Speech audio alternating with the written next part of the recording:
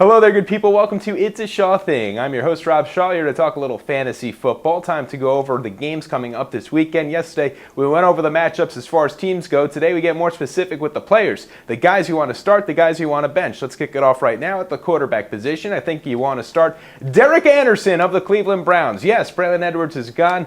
Who cares? The guy wasn't happy. He was a disgruntled employee, as the U.S. Postal Office likes to say. And because of that, he didn't do all that well last weekend. He didn't do anything. Mohamed Massacawi, that's the guy to know. He's going to help you out. Jerome Harrison, also a good start. But I definitely like Derek Anderson, the quarterback of the Cleveland Browns this weekend against the Buffalo Bills. All right, next up, Chad Henne. Yeah, he had a pretty nice performance last week and had a good old touchdown. Not too many passing yards, but Miami dominated the Buffalo Bills. Now they play against one of the best defenses in the NFL. The New York Jets are very good, not because of Mark Sanchez as much as it is because of that defense that they have. And that defense is great. I expect a lot of guys to be limited this weekend. Chad Henne, not the best of starts. All right, next up, let's talk about the running backs. Ahmad Bradshaw is an excellent start this weekend. Probably not out on the waiver wire, but you might have him on your bench.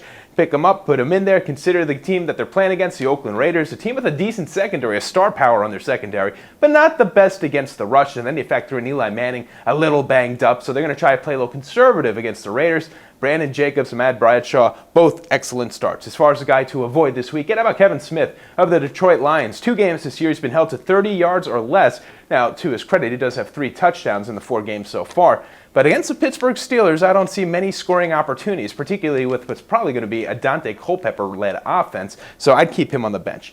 Wide receiver now. Kenny Britt of the Tennessee Titans, in my opinion, is a fine start. They're going against the Indianapolis Colts. I think that they'll lose in this one, but I also think they'll try to play catch-up with Peyton Manning. So that being said, Kerry Collins, throw the ball to Kenny Britt, who broke out last weekend with 7 receptions, over 100 receiving yards. He is a fine start, very talented rookie wide receiver. As far as a guy to give up on this weekend, Antonio Bryant of the Tampa Bay Bucks. Unbelievable numbers last year, but number one, he's a little banged up. So far, he's got just 7 receptions this season. He even had to miss a game. And then you have to consider his quarterback, who goes by Josh Johnson, but better known as a Michael Vick Light. This is a guy who can move the ball on the ground, which is not good for wide receivers. You might recall Roddy White, great wide receiver with Matt Ryan, didn't do much with Michael Vick. Something to consider. All right, well, that's all we have, my friends. The weekend is here. Enjoy it. I'll see you on Monday.